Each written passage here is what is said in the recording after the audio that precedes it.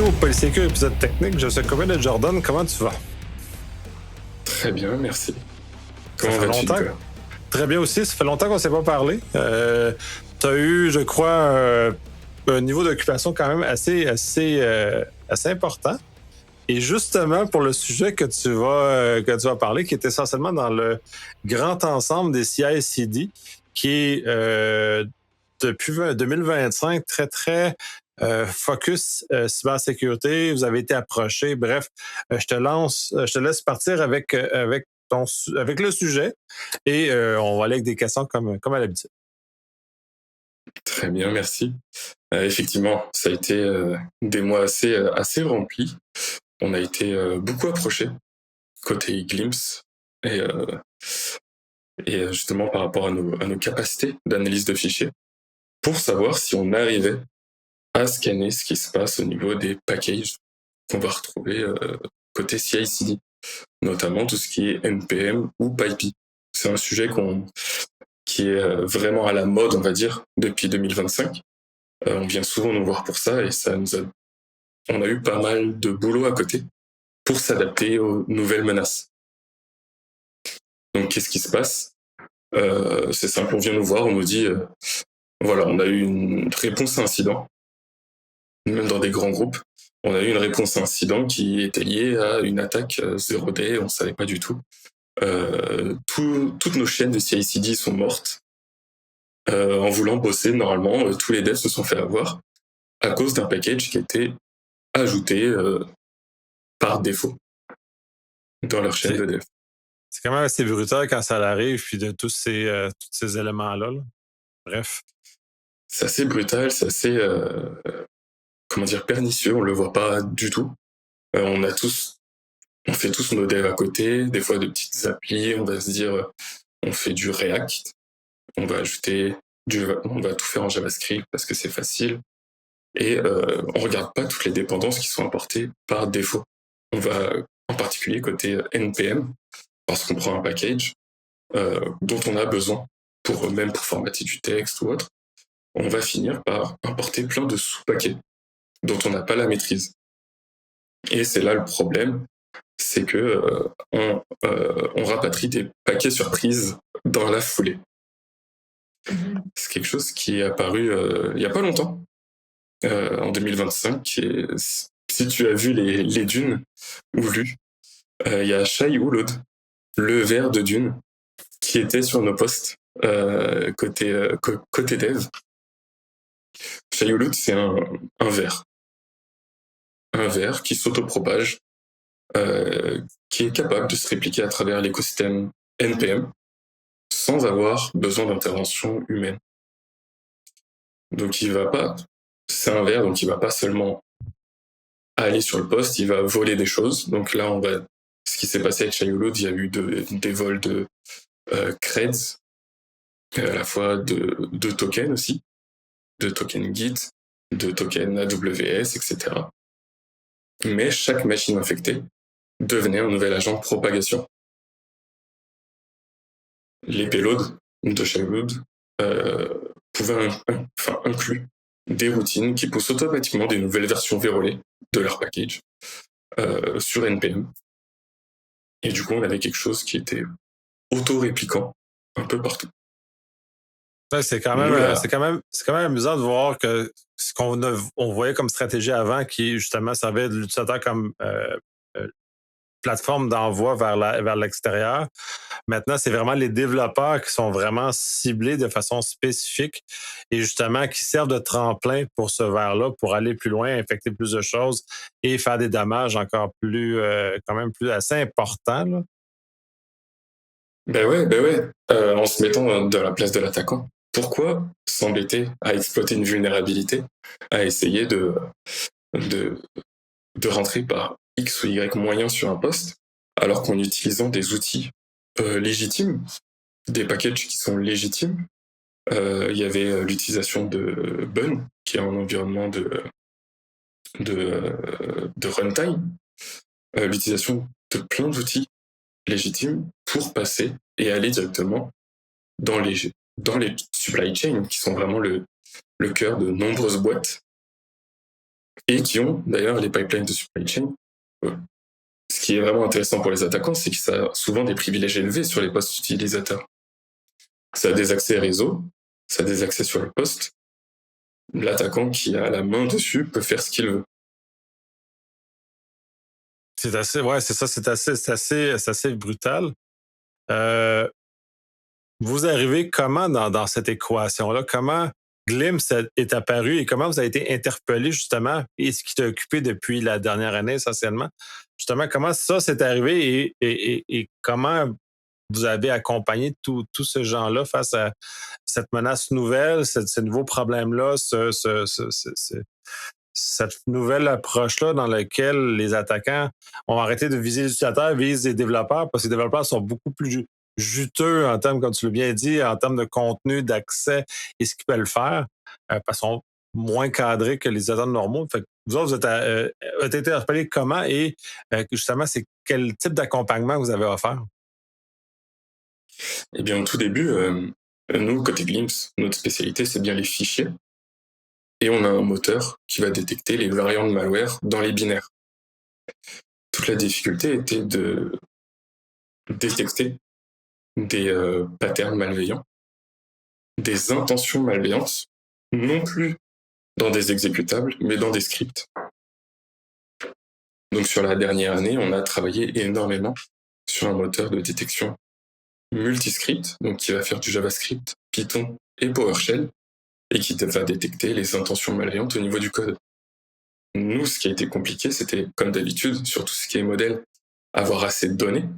Donc on a des bases de plus de 300 millions de fichiers pour entraîner nos modèles. Et ce qui était compliqué, c'est qu'on n'a pas tant d'attaques tant de sang côté NPM pour entraîner efficacement les modèles. Donc nous, l'avantage, c'est qu'on a accès à énormément de données en interne, ce qui nous permet d'entraîner les bons modèles, de détecter les bonnes choses malveillantes. Et ce qui était compliqué aussi, c'était le tri, du coup, parce que tous ces packages se passent indétectés par les antivirus CEDR. Alors on a tout ce qui est heuristique, qui ne se fait pas détecter dedans. J'ai un cas justement que j'ai trouvé et que j'avais testé avec Glimpse pour voir nos capacités de détection. Je pense que j'ai pas le droit de nommer certains éditeurs antivirus lors de ce podcast, mais on a eu Non, zéro l'objectif, détection c'est pas de shamer, mais l'objectif, c'est parce que je pense, tout le monde court après ça et vous courez. Puis vous avez là, à l'occurrence, un succès certain sur lequel on va célébrer, mais en même temps. Totalement. Mais on a des scripts en JavaScript. Je vais revenir après, mais c'est un préinstall de package NPM qui va chercher des clés et des variables d'environnement dans tous les conteneurs Docker, qui va chercher des choses dans les Jenkins, qui va faire un scan de tout le réseau et qui va monter de façon normale Socat ou Netcat pour faire la reverse shell vers un VPS distant. Et ce genre de choses n'est pas détecté par les antivirus traditionnels, ni par les scanners de vulnérabilité, puisque le code est très bien foutu. Le scanner de vulnérabilité ne va rien trouver. Alors, le dev, avec tout ça, tous les outils vont remonter du vert dans leur chaîne de CI/CD, tous les tests vont passer, et pourtant, il y aura quand même du code qui fait ouvertement un reverse shell pour avoir un accès persistant sur leur poste. C'est fou quand même, comme réussir d'avoir si bien fait leur chose que ça passe à travers toutes les vérifications dans lesquelles on est habitué essentiellement. Là. C'est justement ça, pour ça que ça a bien fonctionné pendant un certain temps. Là. Totalement. Et en plus, ça a eu un effet du coup domino. C'est vraiment, je l'ai fait rien qu'hier, hein, un npm install pour avoir un package. Tu sais pas, il est compromis. Dedans, il y a un préinstall qui s'exécute tout seul. C'est la particularité de l'environnement NPM, contrairement à PyPI. Un préinstall qui s'exécute. Le package n'est même pas encore installé. On est toujours en train de l'exécuter. Le hook du préinstall a tous les droits. Et il enchaîne. Pour Shivload, il téléchargeait le runtime bun. C'est un super runtime parce qu'il est rapide, Il est utilisé par plein de grosses boîtes. Il a son propre gestionnaire de package. Il tourne sur du multi-OS. Pas besoin d'installer Node quand on fait du web. C'est trop bien. Mais on avait un JS dedans qui était le pilote principal et qui utilisait d'autres outils open source derrière pour sortir les secrets des différents posts, etc. Avec ça, les tokens Git. Oui, Ouais. ça rajoute beaucoup de complexité, ça, parce que puis dans la forme classique, puis j'imagine que vous l'avez vu comme ça aussi, c'est un peu du living of the land, c'est-à-dire que ça vit sur des choses qui sont déjà en place, qui sont déjà standards, qu'on peut s'attend pas tant que ça à ce que ça soit utilisé de façon malicieuse. Donc, c'est de prendre des utilisations normales et les basculer vers des utilisations qui sont moins normales. La difficulté doit être quand même assez impressionnante sur ce que vous avez rencontré, là. Totalement, totalement. Et j'ai rencontré ce cas, par exemple, sur l'environnement Blender. Blender, qui est l'outil de modélisation 3D open source par excellence, super bien comme outil. On va pouvoir faire nos petits assets, petits personnages, petits TP, un bureau, etc. Et il s'avère que les fichiers Blend peuvent avoir du Python dedans. Qui dit qu'un fichier .blend a du Python, parce que c'est grave pratique d'avoir tout branché dans son environnement directement, qui dit que un attaquant s'est dit que je vais aller vendre une chaise. Une chaise, mais vérolée. Comme ça, lorsque la personne qui fait du 3D, le designer, l'équipe marketing même, par exemple, ou l'architecte, va utiliser la petite chaise 3D pour faire son boulot, et ben derrière, ça va exécuter un Python de façon totalement discrète et indétectable, et poncer le poste.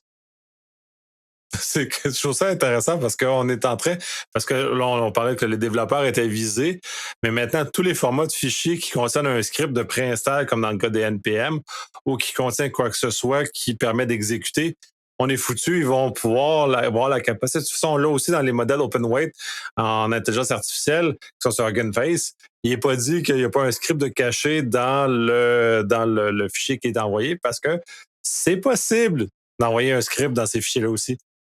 C'est possible totalement, via les formats Pickle par exemple. Même l'IA se fait avoir pour tout ce qui est supply chain, et on peut avoir un combo, justement. On a tous notre Claude Code ou autre outil multi-agent sur nos postes. C'est ultra pratique. On peut setup un environnement dev en un prompt. C'est super, ça nous accélère à fond en productivité. Par contre, là encore pire, il va faire ses npm install sans qu'on le voit derrière. Nous, on a l'habitude d'accepter en mode fais mon boulot s'il te plaît.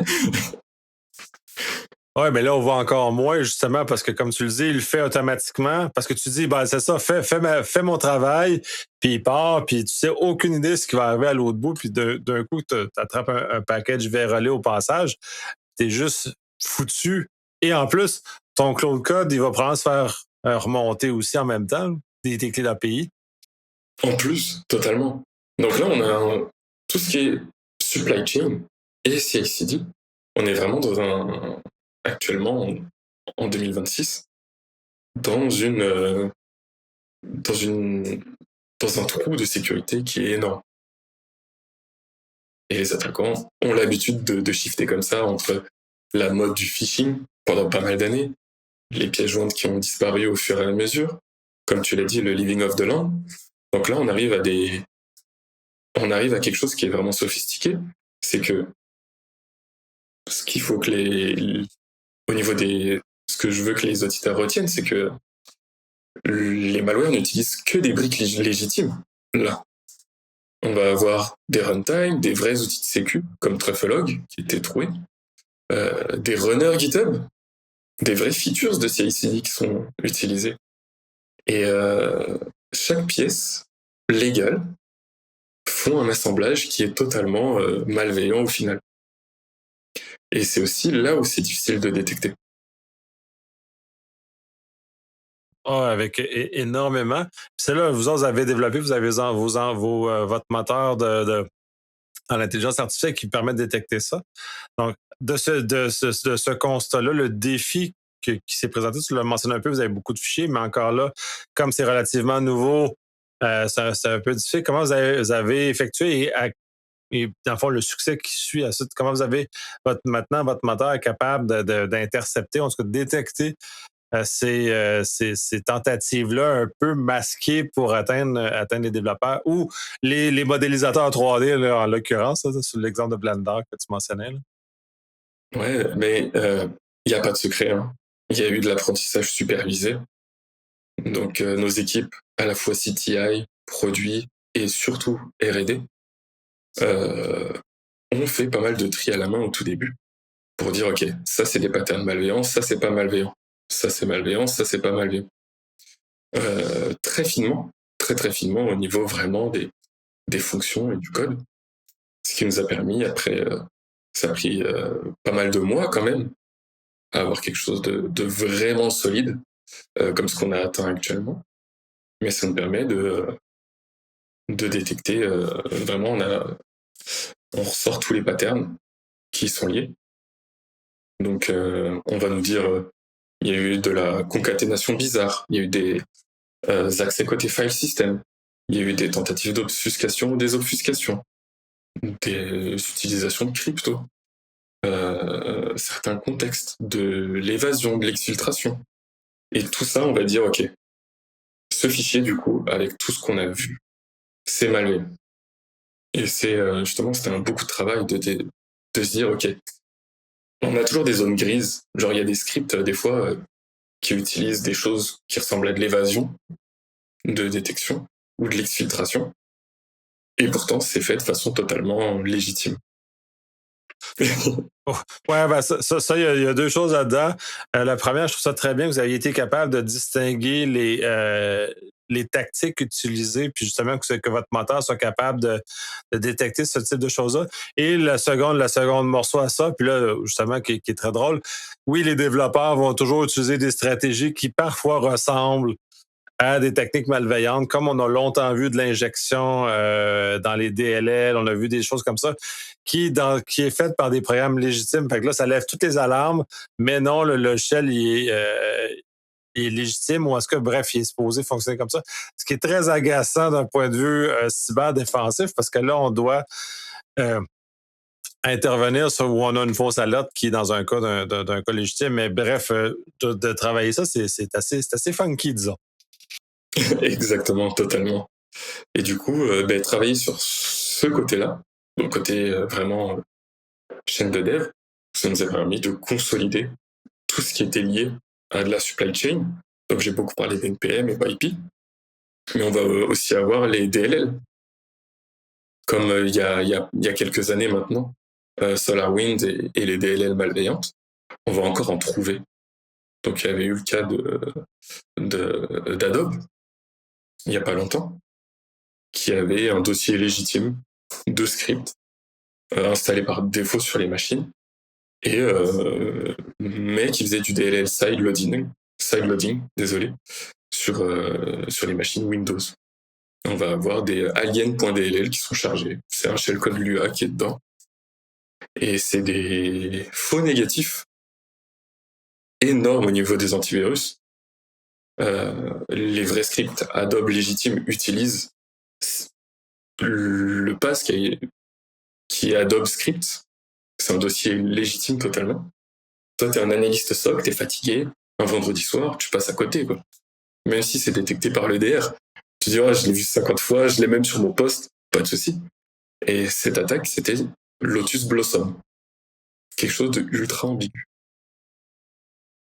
Ouais, mais ça, c'est un changement de paradigme chez les attaquants où ils sont de plus, en tout cas, on pourrait dire d'une certaine sophistication où ils commencent à être un peu plus euh, clairs, ils commencent à être plus, en tout cas, bref, utiliser davantage les systèmes en place pour être capable de faire de l'évasion et de tromper les outils de détection qui étaient avant. La stratégie était assez simple, c'était brutal, fait que c'était facile à détecter. Justement, on arrive dans ce changement de paradigme-là qui est très intéressant. Puis celui de Adobe est excellent parce que tout est normal, sauf que le payload, lui, ne l'est pas.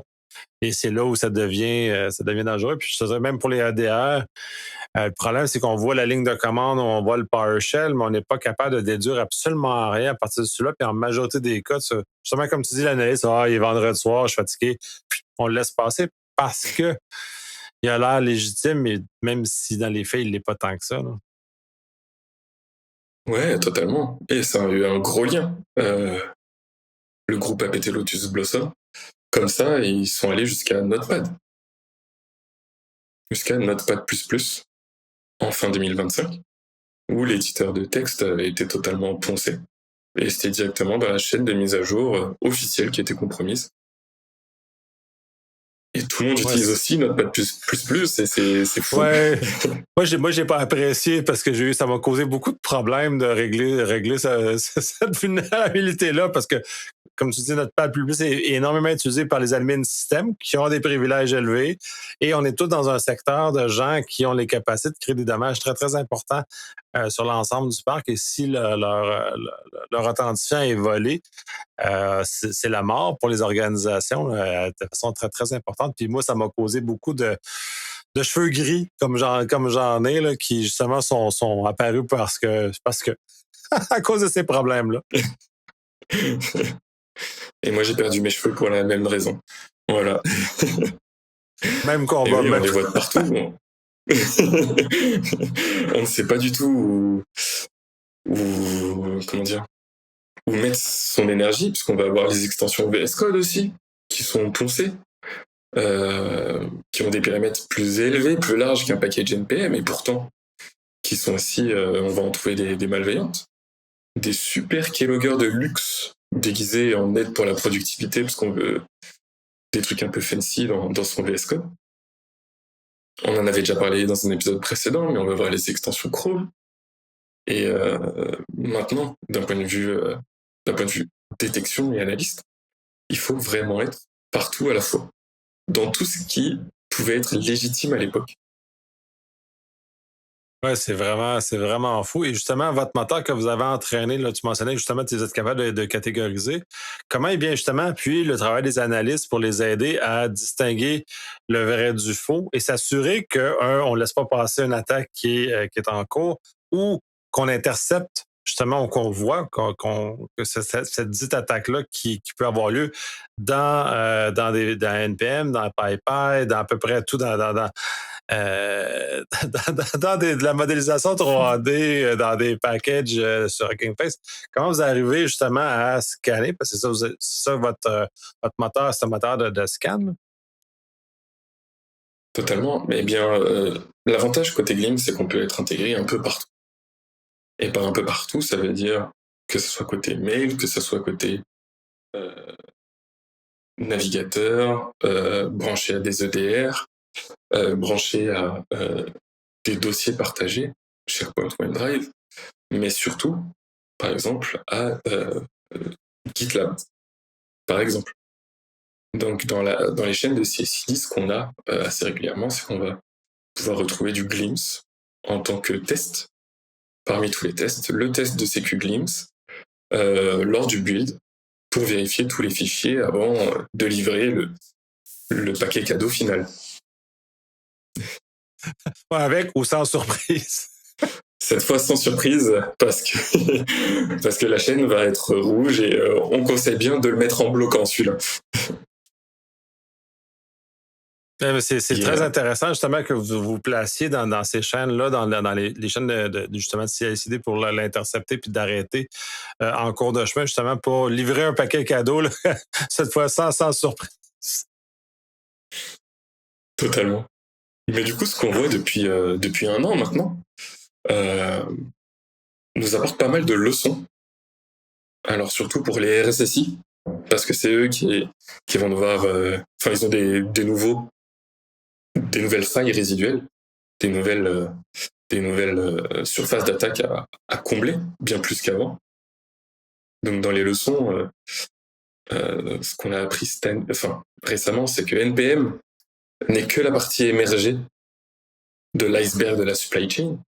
Comme on l'a dit aujourd'hui, il y a tout ce qui est fichier Blender, par exemple, des extensions VS Code, des plugins en tout genre, Notre cloud code qu'on utilise tous les jours est un vecteur. Tout ce qui exécute du code venant d'une source externe est vraiment potentiellement un vecteur malveillant.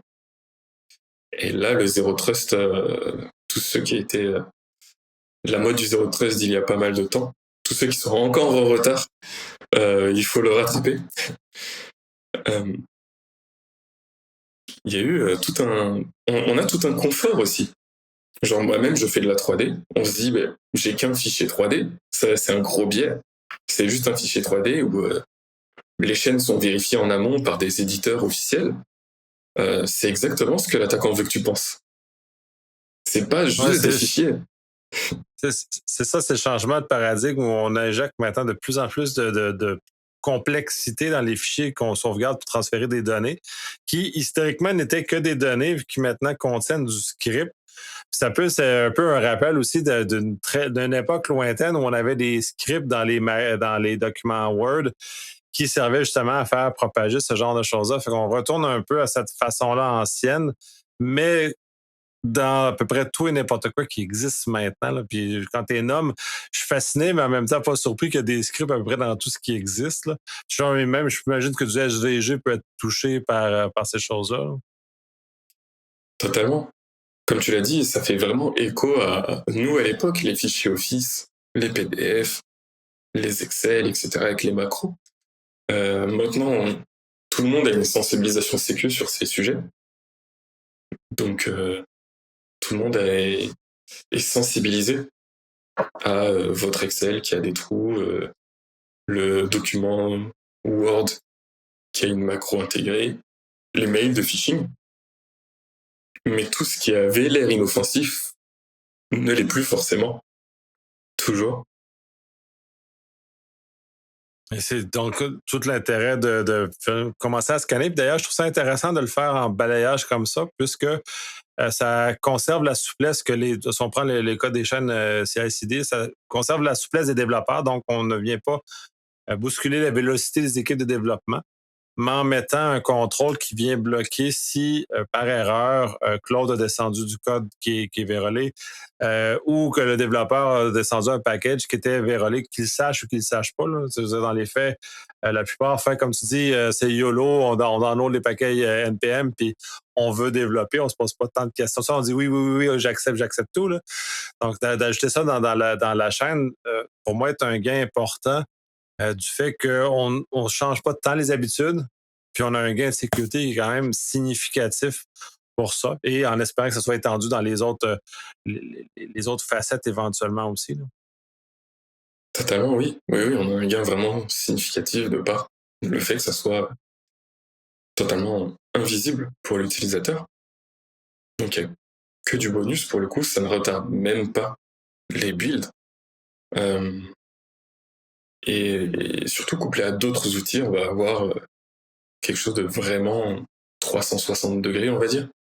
Il y avait même je crois que c'était le CEO de JFrog. Donc pour tout ce qui était, tout ce qui est, comment dire, côté CI/CD, supply chain, etc.